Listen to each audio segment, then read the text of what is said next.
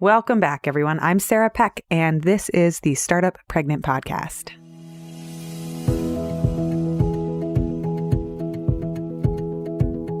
Hello, everyone. Many of you know that I just launched the first round of the Startup Pregnant Mastermind. We started in July with an amazing group of women, and everyone has expertise in different areas and they complement each other, and I'm really excited to get to work with everyone.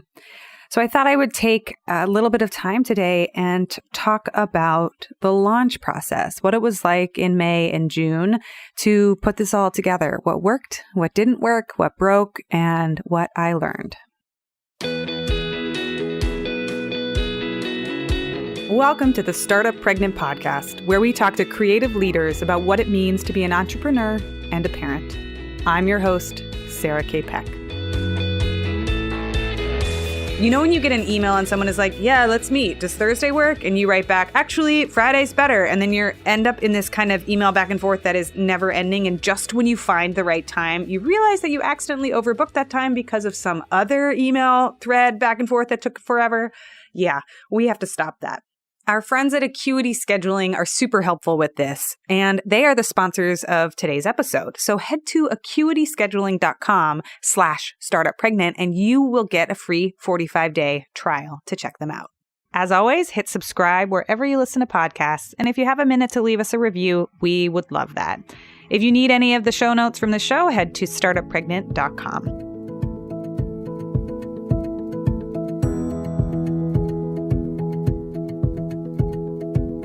Launching can be really hard. Launching can be something that really takes a lot of effort, a lot of energy, a lot of work. And for me, this mastermind was the first paid offer that I've put in front of the Startup Pregnant community. I have a tremendous number of free things available. We host the podcast. We have a website. I've created e-guides for people and resources, and we have our private Facebook group. So there's been a lot of community building and content creation since I've started, but I haven't put together a formal paid offering, with the exception of our Patreon page where you can support us and back the podcast as a listener. And our sponsors who help cover the cost of the episode by paying for advertising space at the top of most of our episodes. But this one is the first paid offer that I've put in front of our community. And so I was really curious to see what the response would be. Because a lot of times when we put an offer out or we put something in front of people, we don't know what the response will be. I don't know if this is a thing that people really want, whether or not it's going to work, and what it's going to look like. So there's a tremendous amount of learning that happens with each launch process. So I thought I would tell you a little bit about what worked and what didn't. And just to set the stage, if anybody is a brand new listener or you've missed a couple of the episodes, we are doing a 9-month paid mastermind program. So we're bringing women together in a women's leadership circle for people that are parents and entrepreneurs.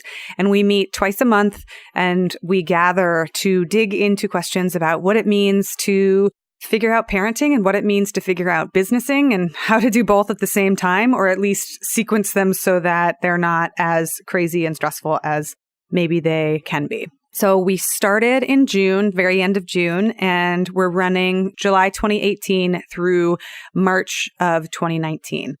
So that's the offer that we put out in front of people. And I launched the information about it at the end of May. I think I finally put the sales page up in the 1st of June. And I sent a series of 5 to 8 emails to the list, and I put together 4 different spots on the episodes to tell people about it. To tell people that were already listening and already part of the Startup Pregnant community, here's a thing that we're building. Here's a thing that we're doing. Won't you come join us?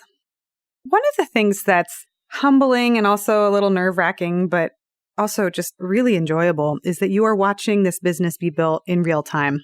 The first leg or the first pillar of the Startup Pregnant business is creating great interviews with amazing women in the form of this podcast and on the website. We are building content first because I believe so strongly in growing an audience and listening in to your community as important pillars of business building. A lot of businesses go straight into, here's the product, here's what I'm going to do, and They don't do enough user testing or really listening to the customer base of what is it that you're building, who do you serve, and what's the real problem.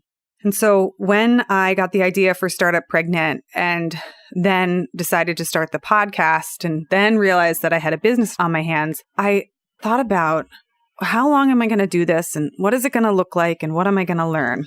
And creating a podcast and creating content first is not fast. It can be really slow. It doesn't necessarily yield results right away. But I asked myself as I was building it, if I spend 2 years interviewing these brilliant women for a podcast, and I don't end up finding a really good business from it, will it still be worth it? The answer for me is 1,000 times yes, because I get to interview and connect with amazing human beings. I get to learn about parenting and business from each of them. I get to form friendships and connections and connect you with each other. And all of this to me is on par with getting an MBA. Honestly, if I were to go back to school for 2 years and learn a whole bunch and meet a whole bunch of people and network and grow connections, well, frankly, I'm already doing that. And I'm doing that in a way that is specifically about the area that I want to learn and research about. So super worth it, incredibly worth it. I think it was my dad. I'll credit him with this. I'm not sure actually if it was, but somebody told me that they can't take what you've learned away from you. And so even if you get to the end of a project or the end of a road and the business isn't quote unquote successful, you still get to keep everything that you've learned. Your knowledge doesn't disappear. And that to me is one of the really cool things. If you've been following along since the first episode, you are privy to seeing this business being built in real time. So why did I launch now? This podcast is about 9 months old. Why am I launching the next pillar now? A lot of you know that I've got another baby coming.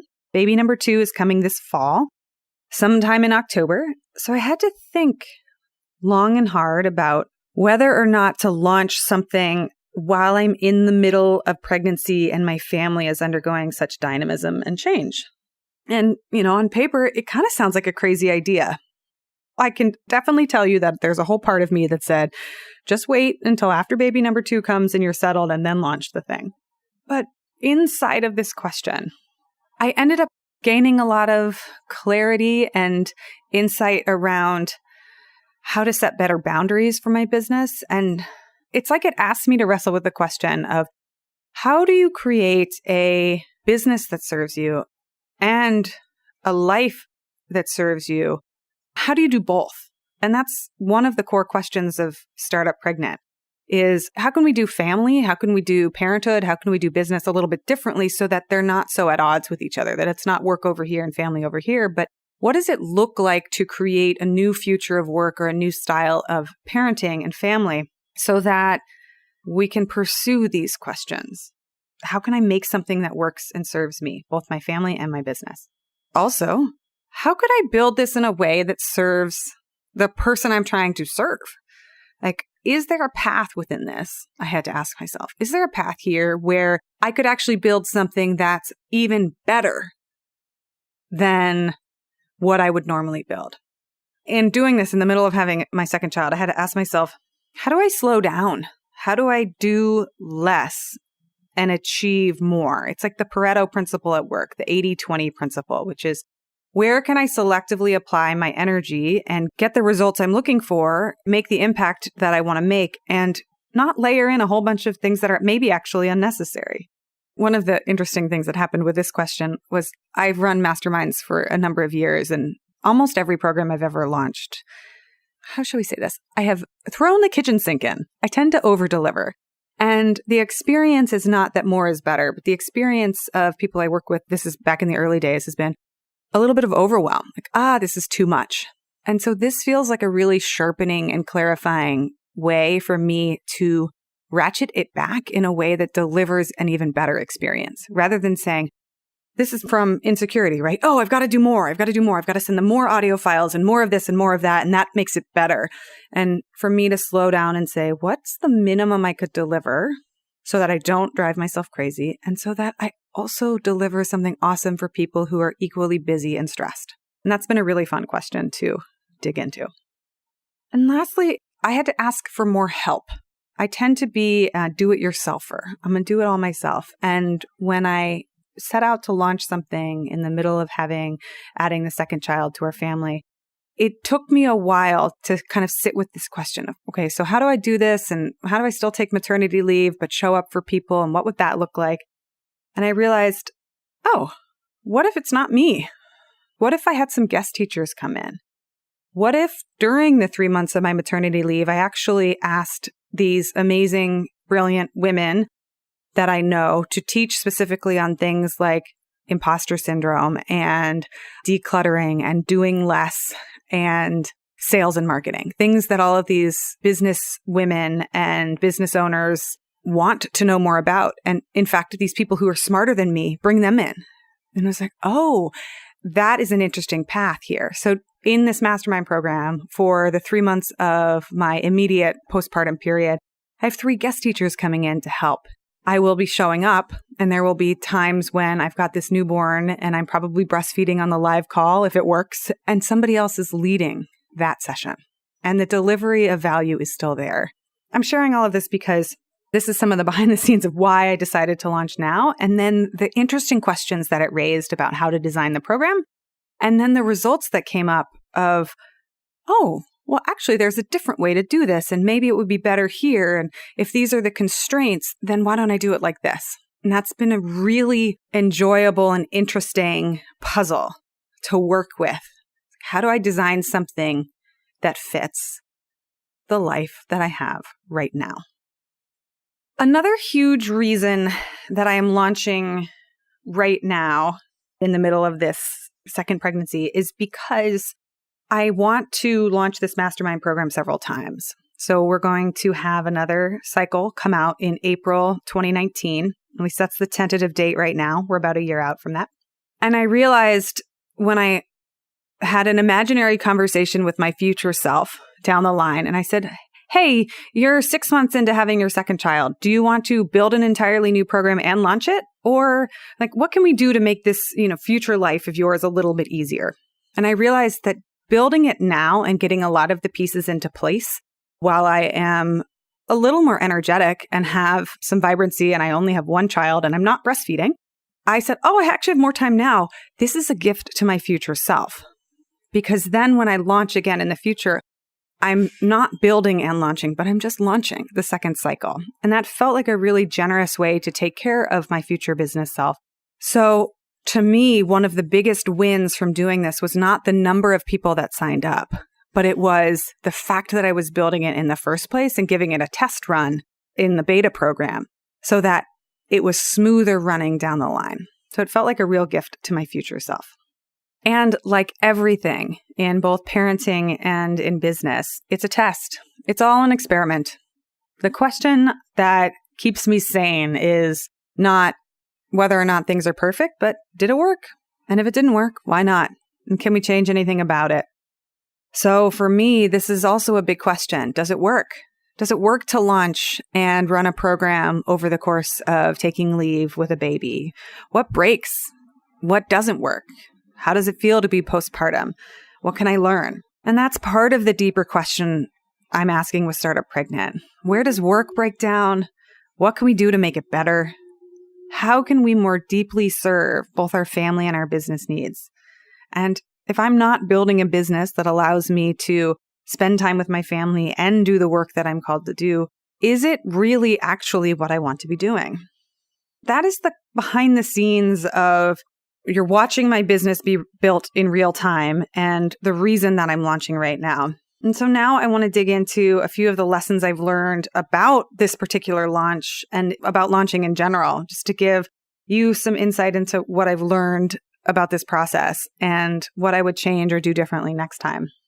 So in general, with launching, I think one of the biggest things I see this with book authors and with any program is that the amount of time it takes to create the program is as much as and equal to the amount of time it takes to tell people about the program, tell people about what it is that you're doing. And so many book authors that I know have said they spent 9 months, 12 months, 2 years writing their book, and they didn't realize it would take 9 months, 12 months, 2 years to launch and market that book. And they were so exhausted by the time their book went to market that they didn't leave any energy in the tank for launching. Launching. We have to tell people about things with plenty of lead time. And this one felt like I got all the pieces together at the end of May and I spent June telling folks about it, but I didn't really spend a lot of time. There wasn't much lead time.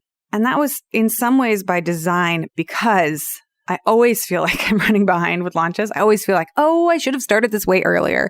If you feel that way, you're not alone. And really, the gift I was giving myself was actually launching the April program early. So I'm telling people about the Mastermind now 9 months early, because if I waited until March, it would be too late. So I want to start getting people familiar with this program, see if it works, test it out, so that by the time round 2 comes around, there's a lot of people who are listening and watching and saying, oh, I would really love to be a part of something like that. It's not the right fit right now, but it will be in the future. The first launch, when I set up my metrics for success, it isn't necessarily about selling out to some arbitrary number because I don't have enough data about whether or not this will work and whether or not this is something that people want. But the real metric for success is about telling people for the first time about what you're doing and getting interesting responses. So to me, success could be 4 people, it could be 8 people, or it could be 20 people. The number doesn't matter, but the whole arc of telling the story of what you're doing and getting people to engage with it, which means how many applications did I actually get? How many people emailed back and told me? How many people opened the emails? What are the kinds of conversations that I'm starting? That is more important for the long game. I wrote a post called Why You Shouldn't Quit After One Launch, and I'll link that post in the show notes. But I want to share a few of these tips and tricks on this podcast episode as well. Launching is often the first time people are paying attention to you. They're watching, they're learning, they're listening, they're waiting. And what people do is they put it into the calendar for the next time to join. They say, oh, that's really cool. I really want to do that program. I'm going to do it the next time she offers it. And it takes a while for people to form a relationship with you, to learn about what you're doing, and to be in the right place in their lives to sign up for something. So one data point, your first launch, is often not enough data to make declarative decisions about whether or not something is working. It's only the first step in an exploration. So after you launch, the next steps are emailing your group or your list or your friends and say, hey, what did you think of this program? If you didn't sign up, but you were interested, can you hit reply? I'm curious if you'd be interested in me running another program like this, or what about it worked for you? Or is this something that would be useful in your life? Honestly, if you're listening and you have feedback to give me about the Mastermind, I will definitely take it. So send me an email. You have my email, hello@startuppregnant.com. And send me a note and say, hey, this was something that I'm definitely into, but now's not the right time. Or, nah, I would never be interested in this. And in fact, I skip over every episode where you talk about the Mastermind. You can tell me any of these things because it's super useful to me as a business owner to know whether or not this is something that fits and is a need that is something I can meet. And then we adjust, and we readjust, and we edit, and we launch again a second time with more space to ramp up, more time to talk about it. Because psychologically, people need to hear about something 4 to 7 times before they're even aware that it exists. And then they need to hear about it even more times before they're comfortable taking action. Most people, except for the very early adopters, don't buy something the first time they hear about it. So as business owners and people with products, that means we have to talk about it often and in many ways. And we have to use the first launch as the first teaching point, not the end point. I really struggle with this because it feels like you're in an echo chamber. And I'm like, oh, everybody knows about this. They're so sick of hearing me talk about this. My gosh, because I am inside of every single conversation that I'm having. I have recorded all these podcast episodes. I have written all of the emails. I've done all the one-on-one talks. I've created all the social media. And so for me, I have heard and seen 100% of all of the marketing efforts that I'm doing. And I'm sick of hearing myself talk. But people don't experience things the way that you do. So some people may have seen one social media post or listened to one podcast episode or read one email, and all they know is the tip of the iceberg. They're like, oh, that's something interesting. I'd be curious to know more. And if we don't send follow-up or we don't continue to teach, educate, and inform people about things, then they'll forget or they're like, oh, I never heard about that thing again. So for me, remembering to keep talking about something, it's hard, it's challenging, especially because as you talk more about it, for me, I start to get sick of hearing myself talk. I had to balance this with also not wanting to overdo it. I have seen a lot of marketing efforts fail where I have been the recipient of 34 emails in a row from somebody over the course of a week telling me about their program with no way to opt out of getting any of those emails. And at the end of it, I'm just like, I do not care. I do not want, I do not care. I do not need this thing. So finding the balance is hard to do. And for me, I wanted to do a soft launch where I told people about it for about a month. I sent about 6 to 8 emails in total with a couple of follow-ups only to people that had opened previous emails or clicked previous emails or hadn't told me that they weren't interested. And we did about a month's run of sponsorship spots on the podcast telling people about the mastermind. I did 0 paid advertising, almost 0 social media links. I put 3 posts up on Instagram about it, and I put about 4 posts up on Facebook about it. And then I had a blitz for a week on Twitter about the mastermind, but very little in terms of trying to gather new people. All of it was mostly talking to people who were already part of the Startup Pregnant community and just saying, hey, here's something I have. Let me know if you're interested, and then we'll go from there. Biggest thing that worked was showing up consistently for almost a year and delivering this podcast and the blog. I have been building relationships with people for almost 2 years now around this idea, Startup Pregnant. And that is probably what mattered more than anything else. People listening to this podcast, learning what we're about, trusting us, having a relationship to the type of content that we create, and you knowing like what I stand for and what I'm about was more important than any sales page. What was really kind of surprising to me was that I've run mastermind cycles many times before through my own personal website and my previous consultancy.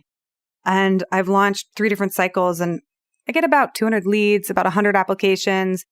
I'll weed through and I'll pick out the top 40 or 50 and start to rank them. And then I'll get on interviews with 20 people and finally select the class of 8 to 12 for my mastermind cycles. And I got really used to that. And that's because I have such a broad base of readers on my personal website that it takes a while to really hone in on who the audience is. So when I launched for Startup Pregnant, I kind of had a similar expectation of the percentages. I said, I'll get this many applications, probably smaller because the email list is smaller. And what actually happened was because Startup Pregnant is so targeted, and it's specifically for women who are entrepreneurs and parents or thinking about becoming entrepreneurs or thinking about becoming parents. And I was so specific about exactly what the mastermind would entail that almost every single application was a perfect fit. I had a lot fewer applications, but they were all the right people. I was kind of blown away because I kept reading through them. I was like, wow, this person's awesome. And oh my, this person's awesome. And well, I want to learn from this person. And I realized that the power of niching down to a very specific audience, getting clear on who you serve and what you're building for them, and then developing a consistent way to talk to people, whether it's through a podcast or a blog, through content that really serves this specific audience. This was probably the most important thing I did for this launch out of anything. So I will share as one last kind of funny story. I set aside 3 weeks in June to really prep for the launch cycle and letting people know about it and talking about the mastermind. I wanted enough lead time so that people could start to plan ahead, but also time was starting to run away from me and I needed to just go for it. And at some point it was just, if nobody signs up for this, if it doesn't work out, then what we will do is we will try again later. And that in itself will be informative. So I started to get down to, all right, here's the cycle. Here's what we're going to do. And as is true for all of business and parenting, there's not just me in this equation. So the second weekend in June, we were going to start potty training my little toddler. And it was kind of an experiment of, all right, let's give it a go for a weekend. Let's see what happens. Let's see if he's receptive to it. For those of you in the throes of this, he was asking to pee in the potty and he was telling me when he was going poop and he was really excited about using the toddler toilet, and we'd switched to pull-ups for a while at daycare, and he recently moved up to the 2 and 3-year-old classroom. So a lot of his buddies are already using the toilet. So we just said, oh, this is a good window of opportunity. And also we've got a baby coming in the fall. So why don't we try it now and see how it works? Because he's on the younger end. Some people wait a little longer, but it seemed like he was ready. And so we gave it 3 days, and I took Monday off of work. I blocked it as a home day so I could be doing that very intense thing, which is just watching your toddler forever. You're just constantly watching them. No phone checking, no computer checking, no work doing, because you want to see the minute that they start to make a sign that they're going to the bathroom, you're trying to associate the relationship of going to use the toilet. So he's running around naked all weekend. I'm paying more attention to him than I've ever paid in my life. I'm just so laser focused on him. And we realized at the end of day 3 that we should really probably give him more time. And we make the decision, we call an audible in our family unit, and we say, you know what, let's give him the rest of the week. And I said, okay. And in this instance, we switched, my husband and I do different things, but I said, I'll do it. I'm going to be home with him this week. You go to work, and we'll give him more time to learn, because that's important for us. So the week I was trying to launch this mastermind, I ended up instead staying home and spending way too much time with my son's bottom and doing toddler toilet training, which by the end of the week, I was a little bit cross-eyed, and I looked at my husband and I said, I need to get back to work. I have to get back to the office. I've never wanted to get back to the office so badly. I just need to do things with my own brain that are my own ideas, that are only this thing. So I lost a week of what I thought would be launch time and had to pivot and adjust in real time and figure out, okay, what if I only send one email? What if I only have one podcast episode? What will that look like? What will the results be? Even amidst all of this, it's always there, these questions of parenting and children and business building and things not going according to plan.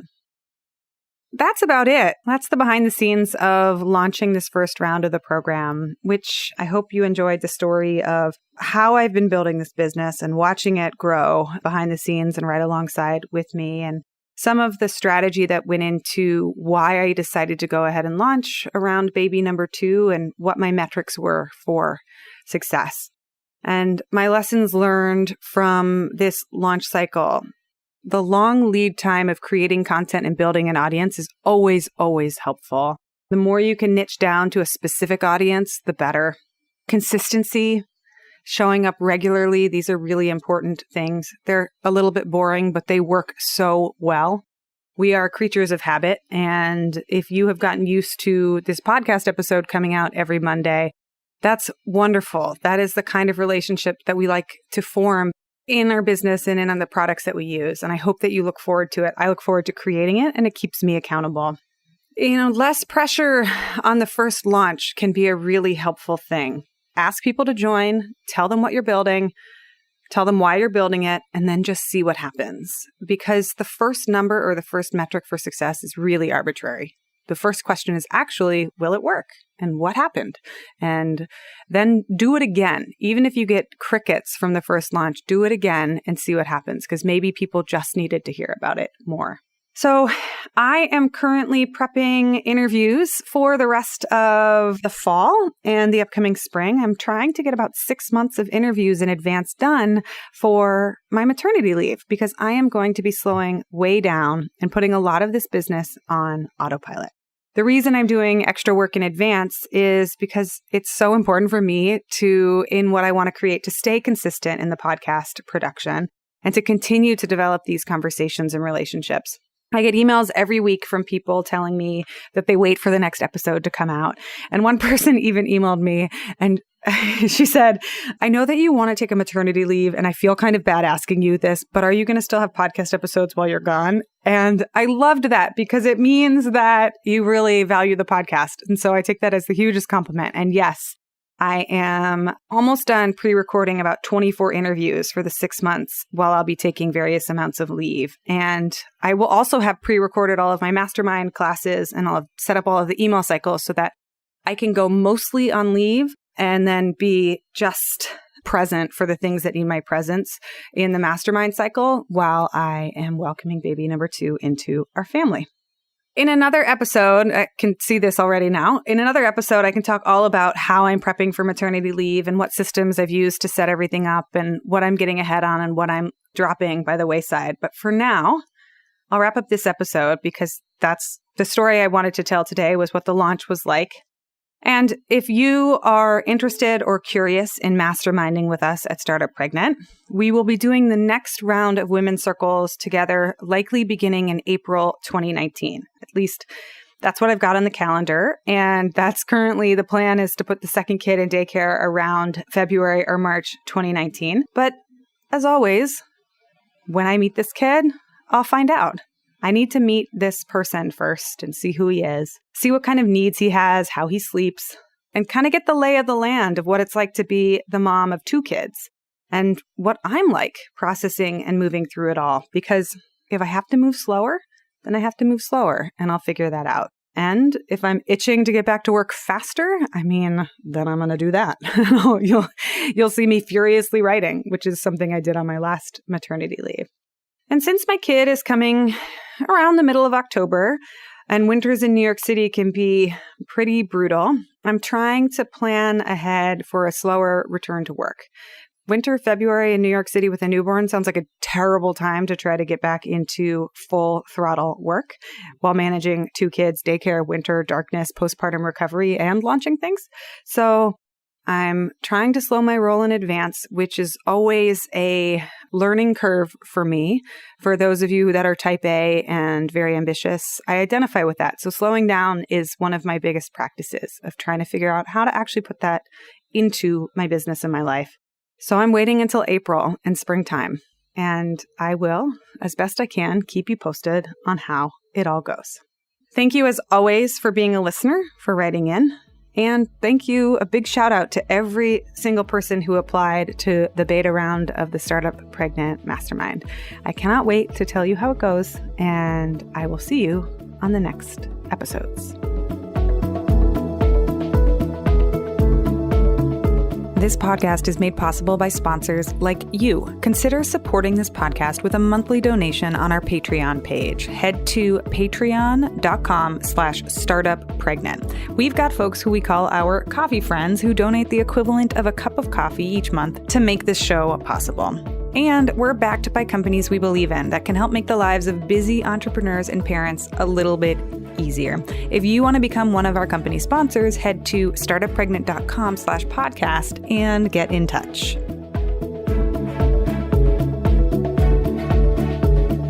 And I always say this and I mean it. Leave us a review on iTunes if you like our show. It takes a few seconds and it really does help us a lot. If you want more of what we're talking about, go over to startuppregnant.com and get on our email list. We send out a weekly newsletter with time-saving tips for parents and entrepreneurs. And I always include a weekly gadget or tool or something awesome that we've stumbled upon to help make your life just a little bit easier. And as always, you can reach out to us at hello@startuppregnant.com. We love hearing from you.